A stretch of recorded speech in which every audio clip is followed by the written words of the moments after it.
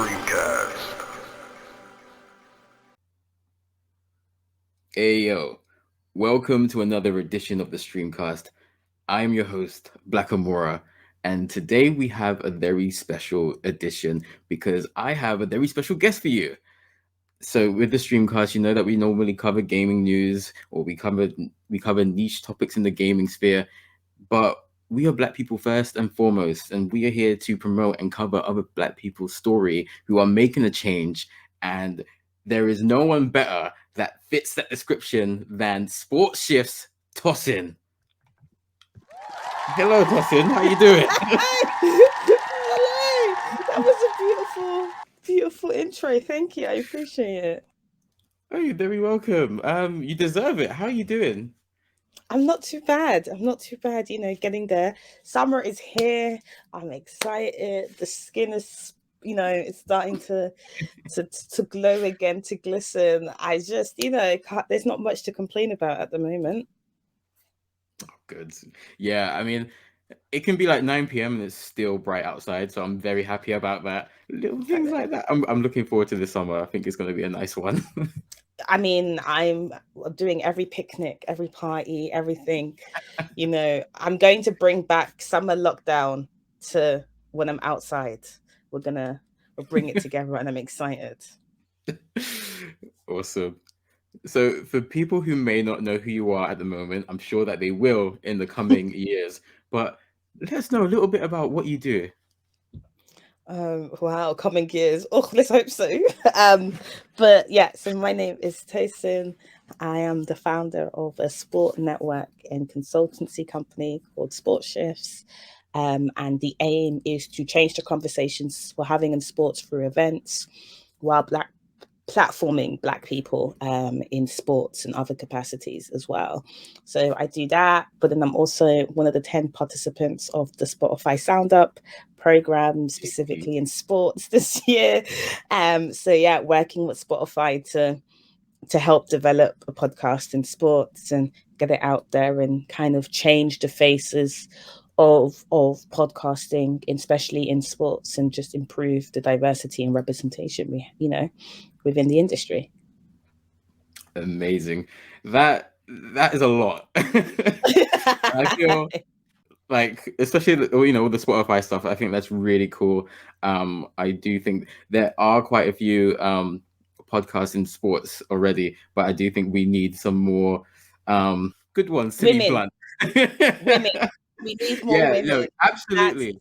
We do need more female-led podcasts. Yeah, absolutely. I'm very lucky that I am on the program with 10 amazing women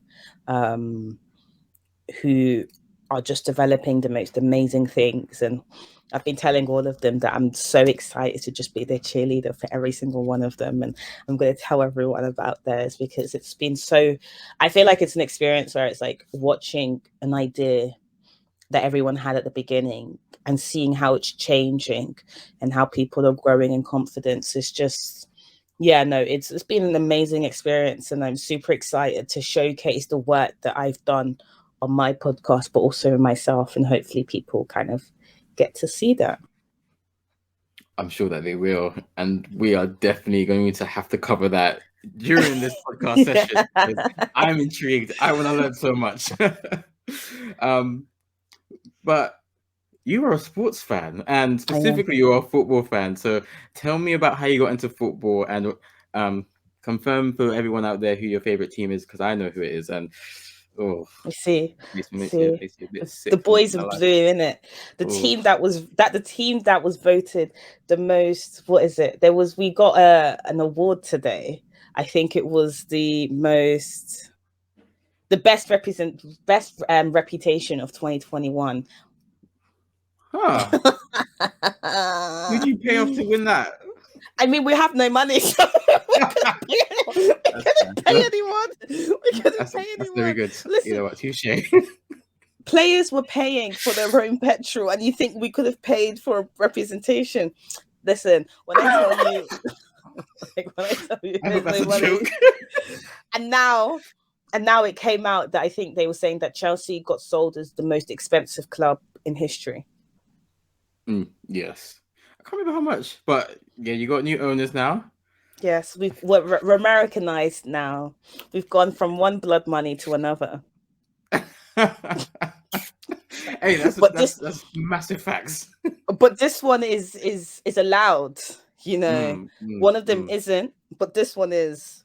mm-hmm. So what can we say? Blood money to blood money, and it makes the world of football go round. At this point, you just have to, grin and bear it. You just hope, yeah, you hope you have the least worst one. Like you hope that Yeah. the one that you have hasn't, maybe killed 10 people. He's killed 2. Like you have to do it like you have to do it like that.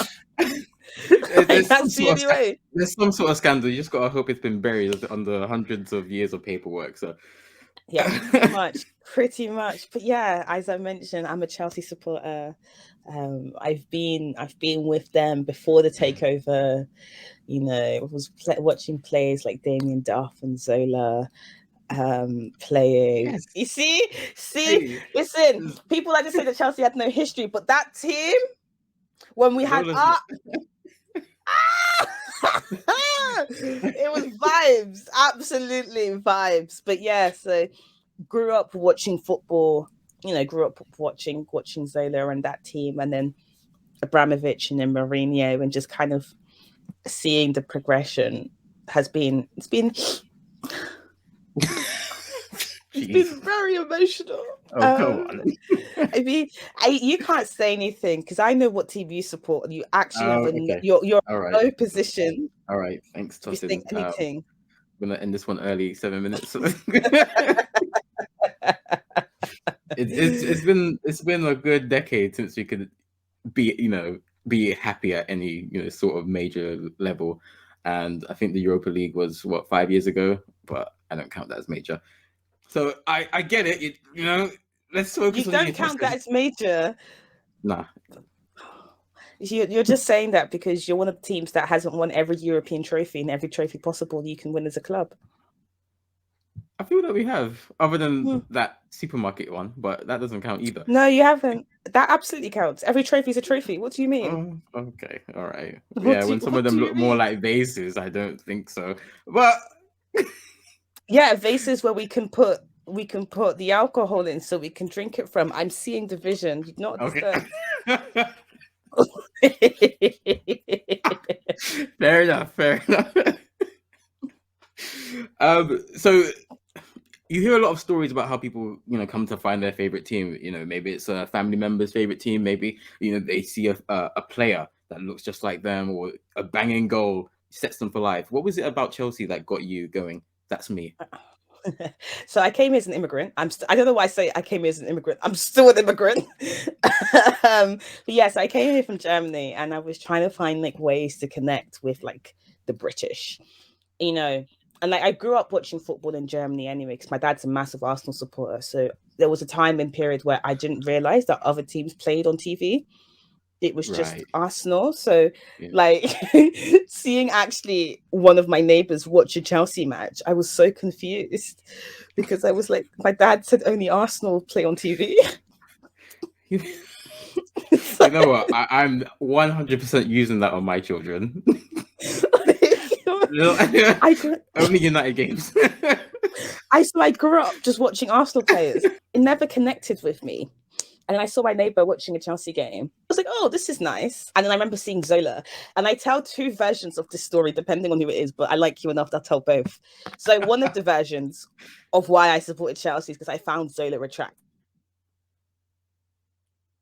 I was like, second. yeah, it was There my we go. Wi-Fi, sorry. That's all right. Yeah, I found Zola attractive, and I was like, this is the team. Point blank period. Yeah, When he was running and his hair was, when he had like the long hair, with the long hair, and when he was running and he wouldn't put it back, and it will start, the wind from nowhere will come and it will start be doing arrow. I was like, this is an attractive man.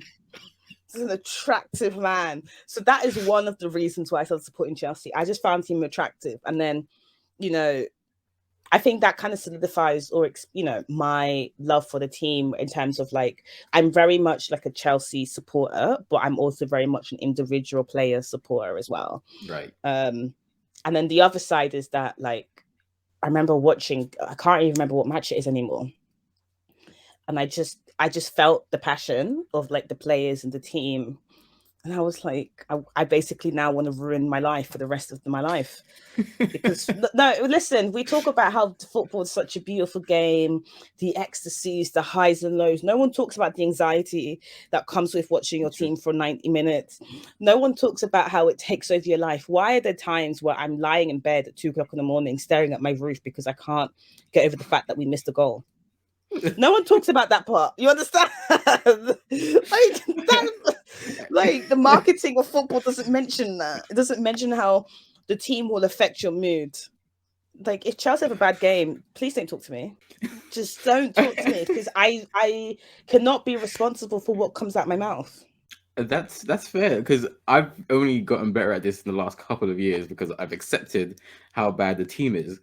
But if we lost the game, I would leave group chats. I wouldn't speak for like a day to people. There's several people out there who cheer themselves up by playing FIFA, battering the opponent that beat them in real life.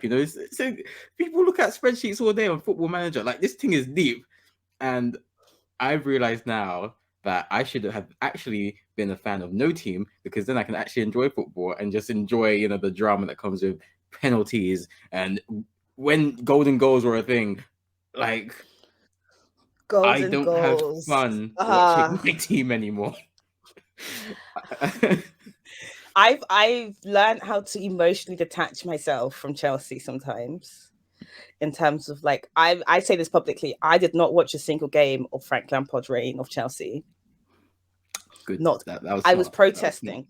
I was protesting Frank Lampard's appointment because of the answer he gave to the Sterling question of why has Frank Lampard, or people like Frank Lampard who haven't finished their qualifications, been chosen as a manager over black managers who have got years of qualifications. And he basically was talking about how it's not really a race thing. After that, I said, me and Frank, so sorry.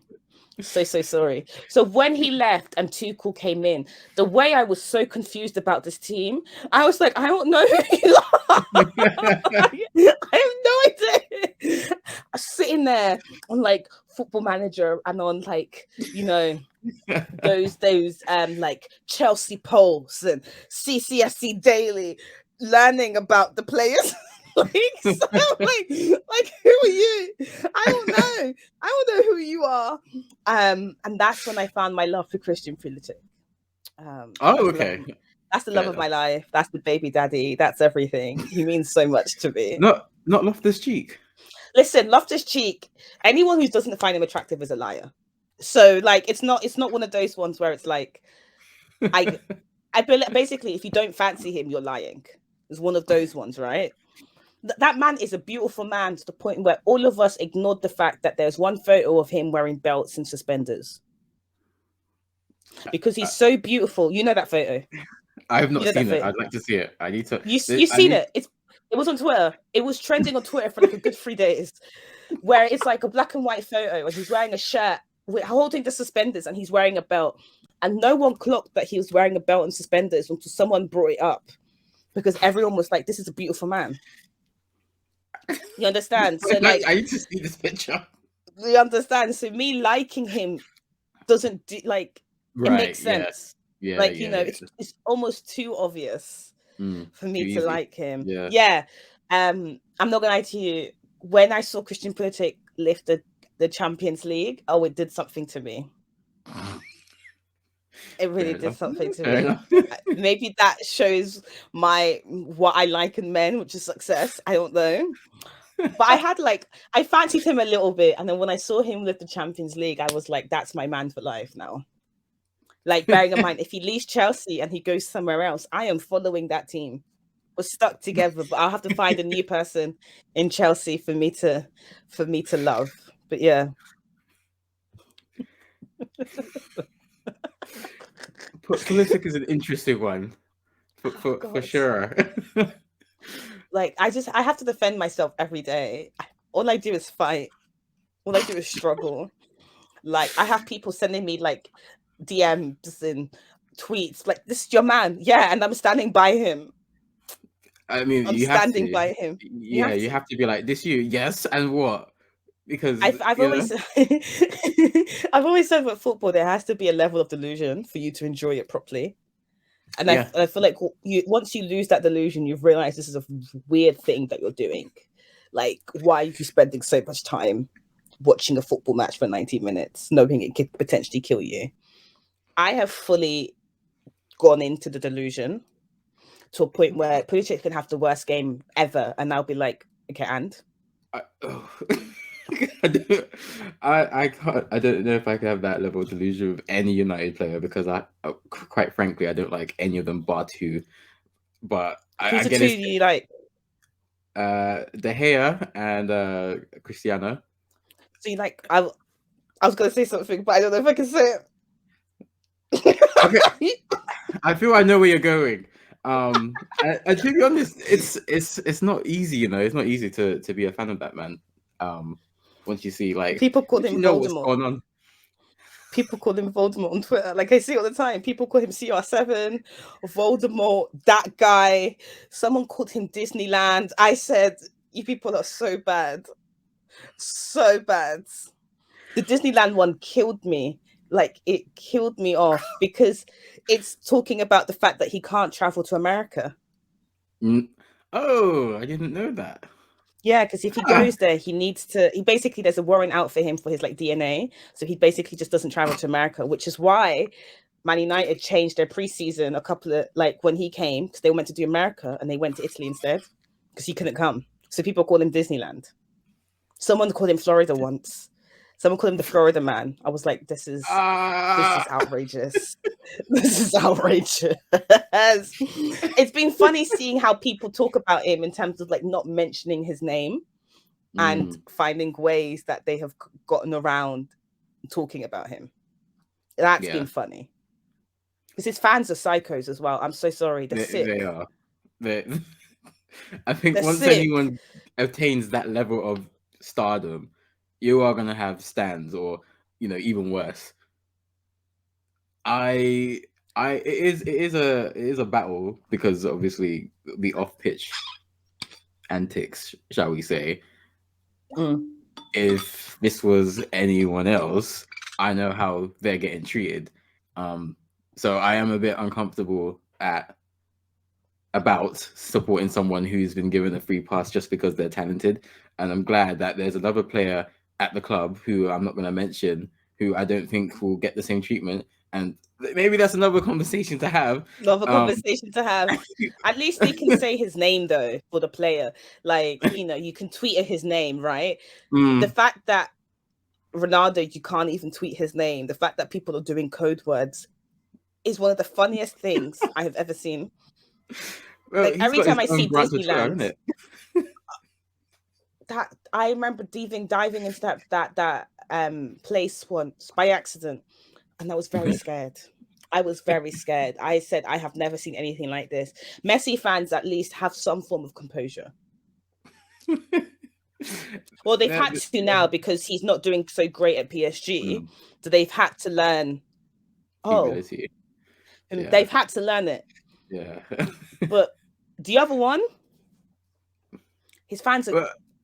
That's it. He's 37, and he's what? Still, it was what, number 3 and number 4 in the Golden Boot race.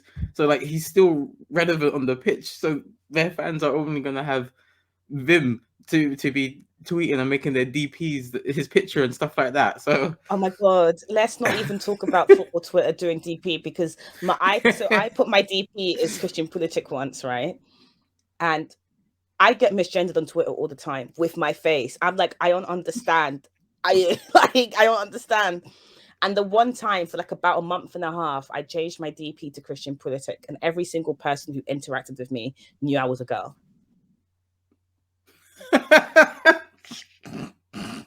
But then when I changed it back to my face, I'm getting, hey, mister, what's up, dude? There is football Twitter is very interesting. I will say that. That football Twitter shows me there's hell. It shows me there is hell. Like people are like, oh, God's not real. I can show you what God said in every holy book about hell. right there. There is a place on earth that the holy books were describing, and it's football Twitter. But it's AV football Twitter specifically. Because football Twitter, there's parts of it, like I'm part of it. It's not too bad. But AV football Twitter, that's a whole nother thing. And I can't even figure out if it's an old man or a child because they all act the same age.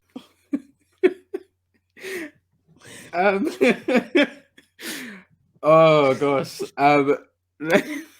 Let's shift the conversation to what you're doing at Sports Shift, because that is something that is positive, and that's something I'm very proud of. And I'm going to be rooting from the rafters as you're, getting bigger and gaining traction. So, what caused the idea of Sports Shifts? Because with every brand, there is a twinkle. There's a twinkle in the eye. There's an idea. What birthed Sports Shifts for you?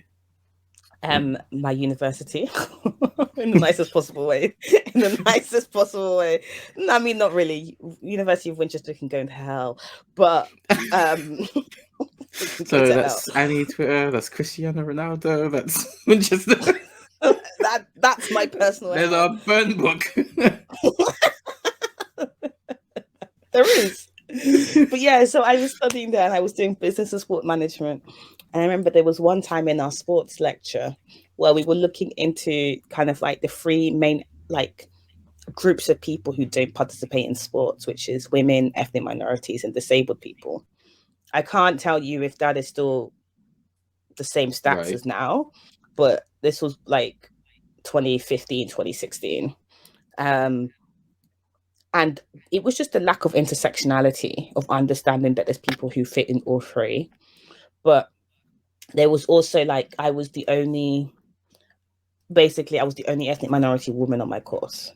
So there were a couple of like men of color dotted around, but I was like the only Black girl.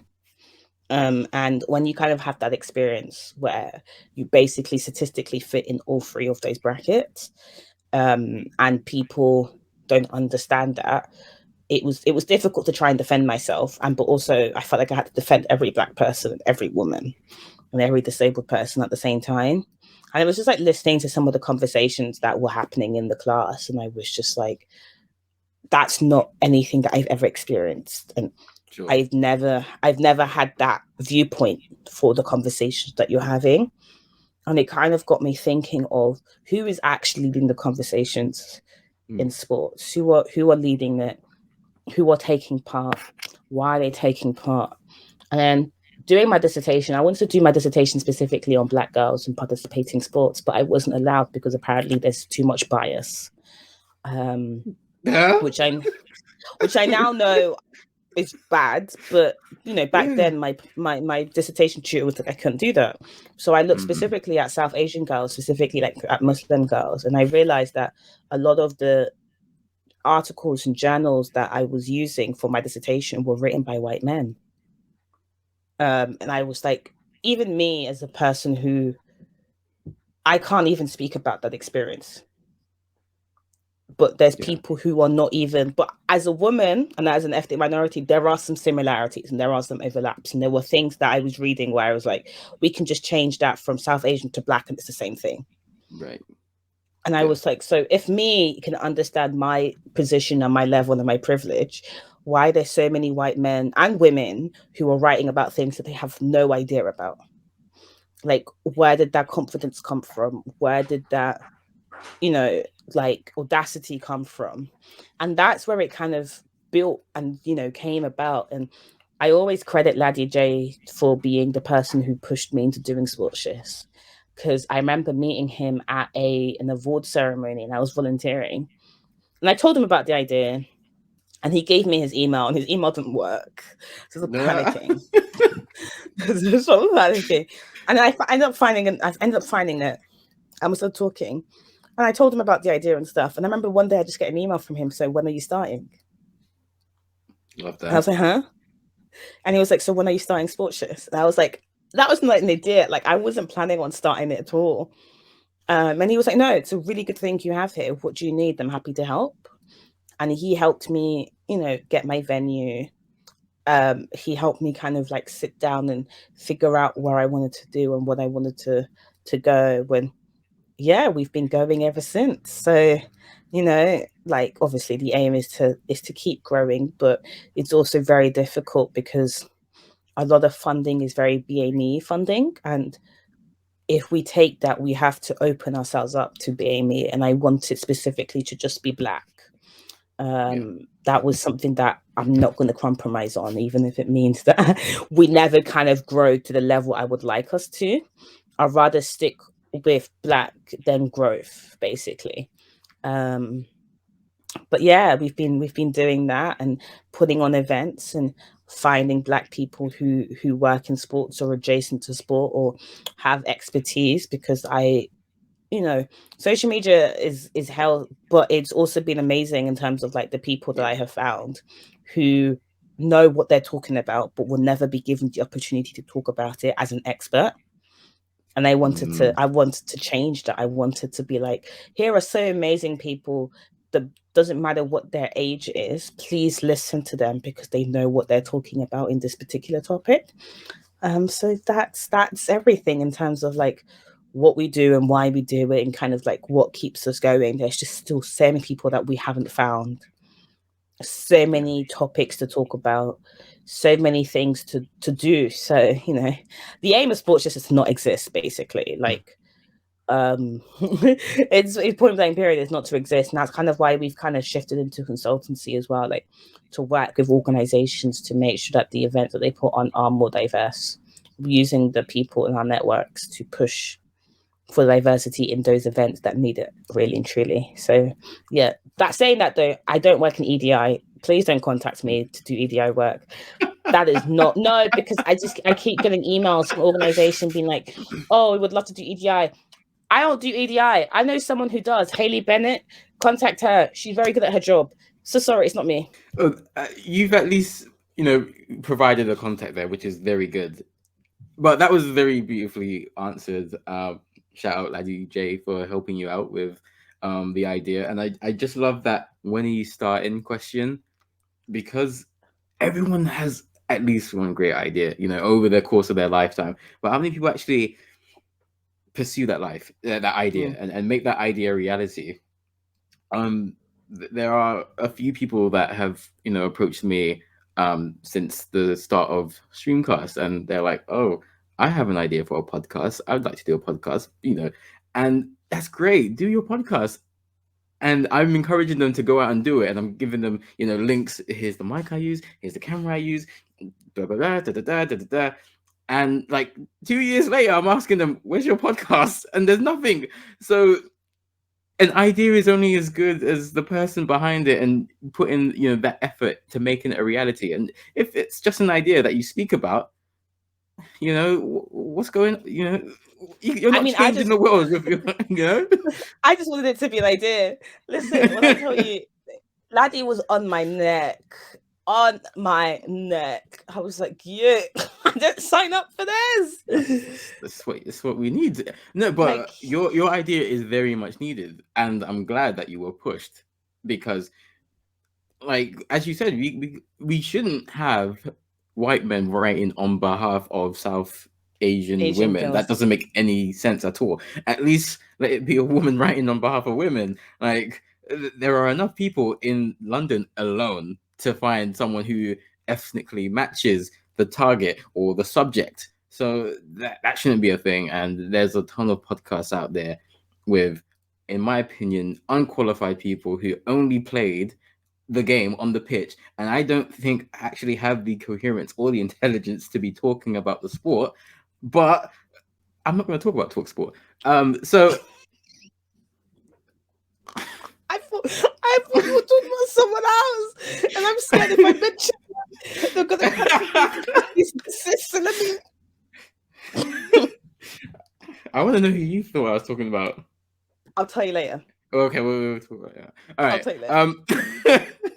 But Sports Shifts is a fantastic idea, and I'm glad you were pushed to making that a reality. And that's just something that we need more of. So you have had a couple of events already in the past, and I was lucky to be invited into one of them. What's your playlist?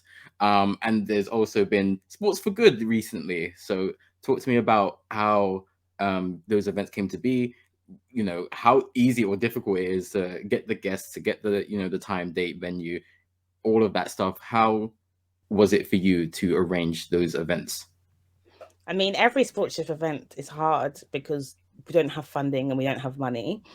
And if I'm not working, so funny, because everything is done by me. Once in a while, we do like a donation, like push, and the money that we get, we always either pay off kind of like some of my debts and then pay the guest speakers, because yes, a lot of them are happy to do it for free, and I'm incredibly grateful, but I'm also very conscious and aware that we are also continuing the cycle of Black people not being paid for their work. So obviously I can't pay everyone what they should be worth, but the aim is to try and, pay everyone when we can, like a significant amount that kind of like as a contribution and saying thank you. But so, the money aspect always makes it a lot more difficult. I think I've gotten very good at the planning stage because it's kind of very repetitive. But the coming up with the events, I think, is the hardest. Like, I'm a creative but not that creative, so I can come up with the concept of what we want to do, but stuff like the title, the social media stuff, I hate it. Like, it's the worst part. I'm like, I really enjoy like the planning, the logistics and all of that stuff, and I always leave the title to last, and every time I do it, I'm just like, this is probably why I'm becoming an alcoholic, because I need at least a half a bottle of wine. And the funniest thing is, most of my titles are not even imaginative. So there's a problem there. But, there's a problem there. But there's always a difference between online and face to face. There's always going to be easy aspects and difficult aspects. Like, the easy aspects for online is that I don't have to worry about like a venue at all. I just pay for Zoom Premium once. That's £11, or used to be £11. Now it's £14. What cheeky? That was £14. I swear to God, if it goes any higher, I'm a riot. But yeah, so I don't know where these lot think I'm getting the money from. But exactly, yeah. If this is something that's off your own back, then literally every pound counts. So yeah, it's completely justified. Yeah. So it's that finding the people is also easy and hard because we have such a database of people. There's times where I have nothing to do, so I'll just stalk someone's social media. And what I do is I find someone that I've worked with before, and I'll go on their following, like who are they following, and I'll just go through and just like make a note of people. And then sometimes if I didn't have enough names, like I always try and get like up to 5 names. If I don't have enough, I go to who people are following and look at the people who are following them and try and get some names. So it's always easy and hard because there's always some people who I already kind of know. So I know I'm doing this event. Oh, can fit. The spreadsheet is a massive spreadsheet, but it's always difficult because it's like no one knows everyone, right? And the whole point of the community is to have someone who can recommend other people. So if I can't find someone, there's always someone I can go to help me recommend someone, or there's always people I can speak to about the event. How do I rejig it to fit? Why am I struggling to find people? Okay, the event structure is like the event topic is too rigid. How do we make it a lot more fluid that we can get a variety of different voices in? So it's a process. It definitely is a process, but with everything, there's pros and cons to it. It definitely seems like you are quite knowledgeable about setting up the event as far as what the topic's going to be and how it's going to flow. And I really like your process of like finding guests. I really like that. I I would argue that the fact that the social media and come up with the title or the things that you hate the most is probably the good thing, because I think that's like the I feel that's not as difficult as actually sorting out the logistics. Like in a face-to-face event, talking to people, getting venues, getting the best price, etc., finding the best day of the week. Is Saturday necessarily the best day for everyone? Yeah. You know, so I feel there's a lot of issues that come up with that, and for me, I feel like you're quite good at doing this, and I'm assuming you're doing all of this alone. All of it alone. Like, don't get me wrong, like there's definitely people in my life who have massively supported me and I go to as like a jump board and stuff. But yeah, Mm. it's me. It's just me. That's really commendable. Um, I would like to say, when you get to a more comfortable size, just get a social media person, because that takes a whole lot of stress off of I your am hands. I am gonna get a social media person who can also come up with titles. That's the job Mm, description. yeah. Because I remember someone said it to me, they were like, your titles for your events make me laugh because you can tell that you struggled the most. And I was like, yeah. I know it's true. Like the title and the tagline, because if you don't have a good title, you don't have a good tagline. That's true. That's true. So like I struggle with the title and tagline because it's like I need the title to not be so obvious, but I need the tagline to be obvious. But then Mm. if I only know how to do obvious titles, then what do I write in the tagline? And then you also have, like, is it clear from the title or the tagline what this event's going to be about? Yeah. So you want it to be kind of vague, so it's kind of cool, but like not too vague that no one gets it. So it is a tightrope to walk, and I think just different people have different strengths like that. So I'm sure you're going to come across someone who is going to be willing to help you out and come up with those titles for you and do the social media. Fingers crossed. Fingers crossed.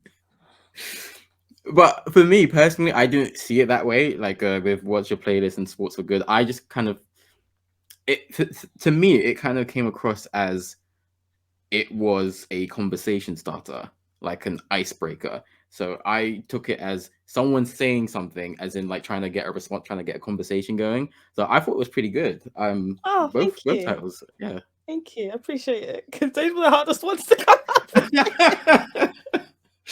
uh, I really yeah. antagonized about the What's Your Playlist one for a couple of weeks. I had so many different that document can never be seen, but I had so many different variations, and I just got to What's Your Playlist, and it was just so done. I was like, we'll just do it this way. But I'm happy that it didn't come across like that. Yeah, no. Also, as you said, Sports Shifts is primarily a sports focused brand, but then there's also a lot of crossover, just because obviously you want to be a platform for other Black Yeah. content creators. So trying to get that fluidity, so it's not so much why is this person here. This is a sports thing. This is like a music guy. What's going on here? So that's also another issue that I feel that you shouldn't be so hard on yourself about. Yeah, like for me, for me, it was super important. It's always super important to hear a diversity in Black voices. And it's Mm, always super important to have voices that are outside of sports about a sports topic. Because we can't talk about, for example, sports and how sports uses music without having someone who sure. understands the music side, because then the conversation is null. It doesn't make Mm, sense. It doesn't have that depth that it needs. We can't have someone who, like there always needs to be a diverse of voices. And one of the things that I'm really trying to push a lot more in sports shifts, it's just a lot more difficult because a lot of the content creators and a lot of people who work in sports mainly predominantly work in football.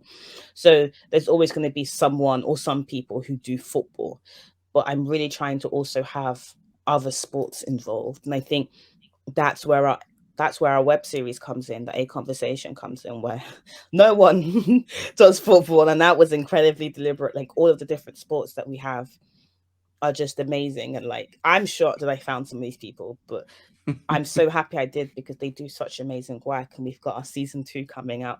Slowly editing that, it's happening. But like in our season 1, we had rhythmic gymnastics, we had basketball, we had swimming, we had cricket, and all of these sports don't get the kind of we have so many more, but I feel like those ones don't get the limelight that football does. So a lot of people then forget that there's black people who are doing amazing work in it, like Chevy and 100%. the work that he's doing with ACE program and trying to get more black and African Caribbean kids into cricket, or me and the work that she's doing to try and get more people into swimming. Melissa owning her own gymnastics company and just Wow. creating a safe space for children to do gymnastics. And listening to her talk about why she thinks a lot of black guys don't do gymnastics and the issues and stuff are conversations that should be having and we should be having, but it seems like because so many people work in football that it overshadows it. And I'm not even trying to shit on football because like that's where I do a lot of my sports stuff as well. But there are so many other content creators out there and people who are doing the work in other sports, and we should be able to celebrate them. Like for our this season, we've got wrestling, we've got cheerleading, we've got Wow. boxing, we've got American football, we've got golf, we've got rock climbing. Like these are all amazing people who are doing amazing work in trying to showcase black talent and blackness in those sports. And we live in a society that the conversation, first of all, in sports generally is so far behind to compare the conversations that I have with my friends, but also incredibly one dimensional. Like Oh, even in so much. but even in black spaces, even in black Mm, spaces, they're still very one dimensional because it's like you have four football coaches. That's great, but where are the psychologists? Where are the mental health people? Where are the dietitians? All of that mhm. stuff. Yeah, we can talk about sports coaching, but it's not just the coaches that make sports coaching. There Yeah. are so many different moving elements to it. So that's kind of like the hole we're trying to to fill. It's a very big hole. I don't know why I've decided to try and fill it, but I'm here shoveling, just shoveling. We're doing our best. We're trying, Sha. We're trying. I would say you're doing very well, and it is a big hole just because, um, as you said, there's so many sports out there, and now that you've mentioned it, I'm like, wow, yeah, like even in sports like tennis, where you do have the Williams sisters, and now you have Stevens, you have Osaka, but there's still a real lack of diversity there. So as we wind down on this pod, really quickly, I would like to talk about basically what is the future for Sports Shift, and let's get into this Spotify sounder program. Did you say? Because Yeah. that's banging. First of all, congrats on getting on that. Thank Um, you. tell us as much as you can how you got in there, and how cool the program is. Yeah, so we'll go with the sports shift stuff first. I mean, the aim of sports shifts has always been to not exist. So I would like to get to a point where we don't exist. I don't have to keep doing files and the HMRC doesn't keep coming for me. So that's the future, really and truly. Like obviously we would like to get bigger and better. I just think we just need to work on how do we keep people engaged throughout the year because we only do 4 events a year. And that was a personal boundary of mine. Sure. Um, so yeah, it's just like how do we keep people engaged in the year and like how do we up our social media content? And it's really just because I hate social media so much that like that's on me. I know that's on me. So It does I sound like you need a social. Sorry, go on. just yeah, hiring someone who does social media. I think that's Yeah. the future for us. And yes, Spotify. So I remember seeing it. I saw it once, and then I was like, nah. And the next thing you know, I'm having all of my friends send it to me. One of them was just like, "You send me 15-minute voice notes. The least you can do is do a podcast." Yes, I'm that person who will send you a You 15-minute voice note. send 15-minute voice notes. Listen, I am dyslexic. I ain't typing shit. Like, I'm not Okay, fair typing enough. Fair anything. enough. Fair enough. That so I got loads of people who sent it to me. So I just like do the application, right, and not think anything of it. And then I get an email. I'm not gonna lie to you, I thought it was spam, so I did put it in my spam box. I can so relate to that. I put it in my spam box. And then I remember telling my friend, and they were like, but what if it's real? So I'm like, oh God, let me fish it out. I'm like, yeah, I could do it. Like 2 interviews processed through, and then here we are. Like I've met 10 9 of the most amazing women of color that I think I wouldn't have ever met if it wasn't for this program, which is so funny because we're all intertwined. Like we all are in sports in some capacity. We're all intertwined. So, but we wouldn't have met if it wasn't for the program. And Unedited, who are helping with the program, are just the most amazing people. And I've learned so much in terms of like my writing and how I present myself and everything else. That's all I can say. That's what I can That's say. fair. That's fair. But once again, congrats on getting on the program. It sounds amazing. Was this specifically targeted at how do I phrase this? Non-white women? So the program is specifically targeted for underrepresented groups. Okay. So if you were like a gay white man, for example, that's an underrepresented group. But this one was specifically, I think they were saying like women of color, non-binary people. Right. Yeah. But it's still underrepresented. So even if you don't fit in that box, if you're an underrepresented group, then you can still apply. But this one specifically was sports, because the other ones that they've done before were all kind of like a general. So loads of different topics. So this one is sports. So everyone is doing sports. So there are football analogies and flying all over the place. Every session we have, you know, there's a couple of girls who are Chelsea fans and a couple of girls who are Arsenal fans. So it's just always butting heads. Like, and it's just so funny just seeing that, because people forget I'm a Chelsea fan as well. So like, you know, there's one girl, Tima, she gets it a lot, and I'm just sitting there like, good job. Not backing her.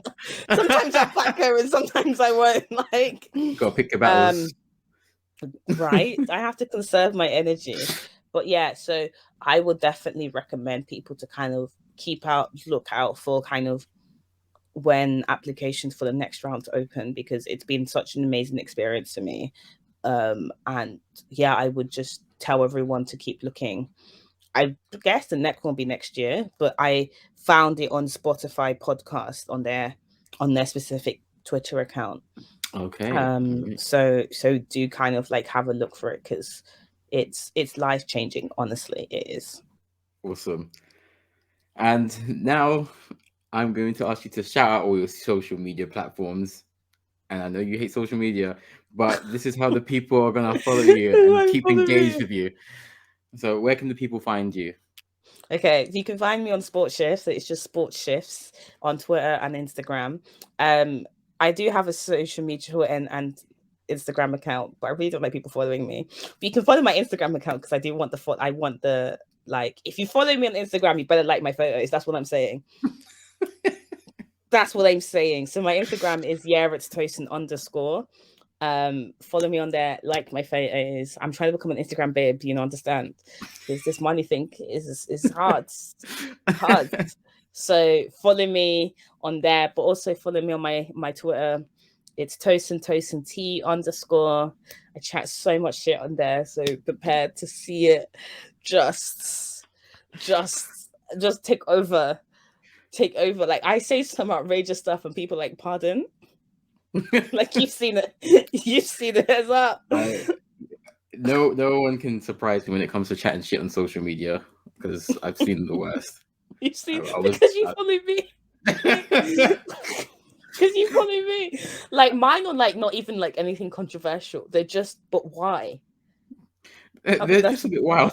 You're not gonna get cancelled over them, but it's like, why? People consider the drafts. Yeah. Everyone's like, why don't you have a private? And I was like, I do. What I post on my public is the filtered version. This is filtered. Like, everything I post is filtered. If you want to see the unfiltered, no one will see it, because there's only one person who follows me on there, and it's like that place is. Whew. But yeah, so follow me on there. Prepare to just see Christian politic stuff. Like I said, I'm a ride or die for that man. You know, I'm still waiting on seeing if he's leaving or not. Like, if he leaves, I definitely will have to do like 40 days and 40 nights of mourning. Like, I'm gonna be on Twitter like every day retweeting a photo of him, being like, this is when he played for Chelsea and he scored the goal. I'm absolutely gonna do it. I think people just need to be prepared for it. Like, I'm telling people in advance. You know what? As soon as I hope he doesn't leave, but if he does leave, I'm going to put out a warning post. So if you want to follow me, good luck, because it's wild out there. It is wild, wild west. I didn't realize he was in contention for leaving. Yeah, he's in talks to see what the future of him being at Chelsea is, because obviously I think he's got 2 years left on his contract, Right. but he's not happy with the lack of playing time. His dad has also made that very obvious, and it's like, oh God, why did we give? Is his dad his agent? No, I know who his agent is. All right, cool. Don't ask me more questions. I was gonna leave it there because the way you phrase it, all right, that sounds like NDA territory. All right, yeah, cool. But yeah. So he's just, I guess he just wants to play more games, which is fair enough. So that's I guess fair. He's thinking, like, let's have this chat. Let's see how many games I'll be able to play. If it's not what I want, Juventus want him, so it'd be him linking up with Weston McKennie, at Juventus as well. So, I mean, Juventus is not a bad team to watch, so the switch wouldn't be too bad. And they've got Dybala escaping from there, so yeah, it'll be a good fit. Yeah, I mean, I love the fact that you said escaping. You know, all the best for Pulisic, is it? Whether he stays in Chelsea or. I mean, he better stay, because I've bought a shirt with his name on, so he better stay another season at least. I have learned not to do that the hard way. Cavani shirt, he's gone. Wan-Bissaka shirt, he's terrible. Andreas Pereira shirt, he got loaned twice and now he's dog shit. Like, I don't get I get blank kits. I don't get anyone's names on the back of my I normally get blank kits. I normally get blank kits, but I was like, I need to show my love and support. But I've also watched YouTube videos of how to remove the lettering. Really? Yeah, I sent it to people. My friends, all my Chelsea friends who got Lukaku shirts, got a YouTube link from me. I feel, yeah, that's a wise decision. You're a good friend. They were like coming for me. I was like, in a couple of months, you're gonna thank me. I hope Newcastle come for him, because I think that'll be a good platform for him. But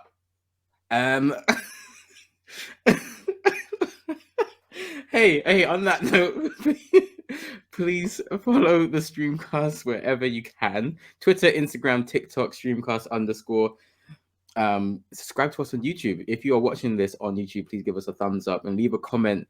Tell us what you want to know from Tosin about sports shifts. It's been a very great and in-depth conversation. Just leave a comment. Tap the bell, set it to all, so you get all of our videos as soon as they go live.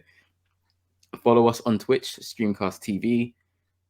And our podcast is on a bunch of platforms, including Spotify, Apple Podcasts, Google Podcasts, Sounder, and other platforms. So make sure that you find your favorite platform for podcasts and listen to us there.